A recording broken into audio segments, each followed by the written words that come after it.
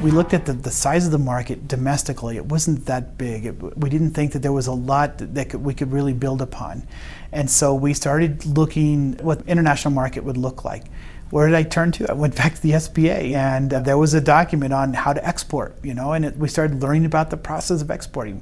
We started advertising at the time there was the Department of Commerce would put out these publications that would be at all the embassies across the world. You'd pay a little bit of money, you'd get a picture of your product and a little quote in there about what it is and who to write to about more information. We were flooded with inquiries from all over the world. We started taking then steps and kept growing that. Knowing that that's where the market long term is going to be, we kept growing that business. Now we have 88 countries that we sell to. There are U.S. export assistance centers across the United States. There's actually 18 of those. They're commonly called USIACs. And in those centers you have represented various trade promotion agencies from the U.S. government, including the SBA. Anytime you're selling your product, whether it's domestically or internationally, there comes with challenges. The key, though, is just to know about what those things are. Learn about it up front. Learn about your markets. And the first step, of course, for us was to go to SBA. They actually referred us over to the Department of Commerce. There we were able to learn more about in-country, things. Every country they're a little bit different in their importing requirements. So we'd learn about those. We would learn about advertising in those countries, and it's a fairly simple process. The biggest challenge, of course, was anytime that we sold something, they had to pay us first because we didn't trust them to pay. It's hard to collect over there. So then that took us to another path with another agency within the government, the United States Import-Export Bank.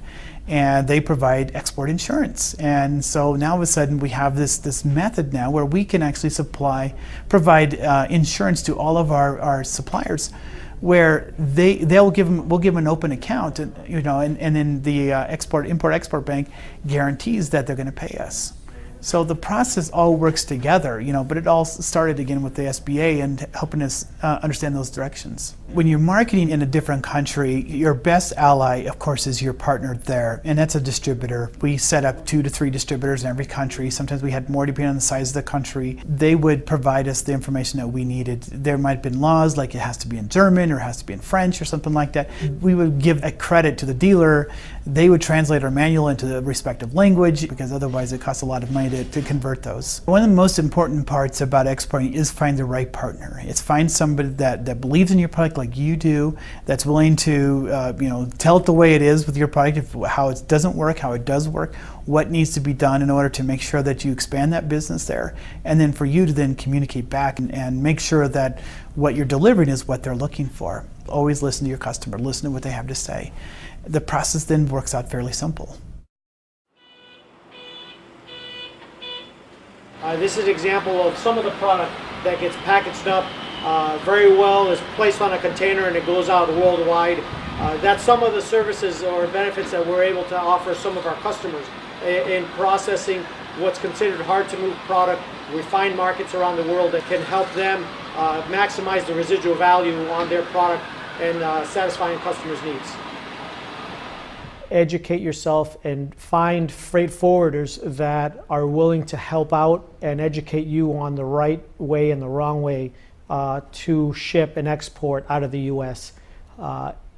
Typically, a freight forwarder will help you. They want for you to succeed. They want the business, and they're willing to dedicate some time to help you with the paperwork, the number of the correct tariff codes, the correct number of invoices, etc., that are required to make sure a shipment reaches its destination correctly, that the recipient isn't paying too much in tariffs. We will travel overseas. A lot of companies trust in us and wire us money up front, which could sometimes be hundreds of thousands of dollars. And we want them to know, and we want them to see who we are. And we also want to get to meet our customers. It's always been a key rule that you need to meet the people that you're dealing with, which means travel, which means face-to-face meetings. Although the internet is there and other technology and other tools are available, that face-to-face meeting is imperative. When you start getting presented deals that start going beyond your comfort level, then you need to take actions to reassure yourself that it is the right decision. You may need to fly out more than one time to view the product, to understand exactly what it is, that the terms are correct, and hopefully with your homework and some of the relationship that has been developed over the years with that vendor, you'll be able to properly assess what hopefully turns out to be a very profitable opportunity and a win-win for both you and the vendor. Exporting takeaway tips.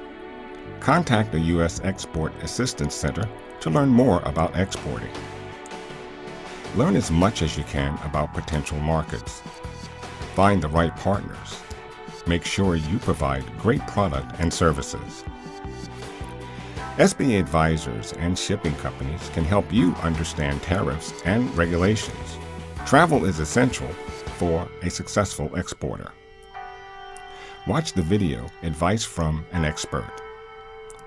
For more business building advice, visit sba.gov and www.takeyourownpath.com.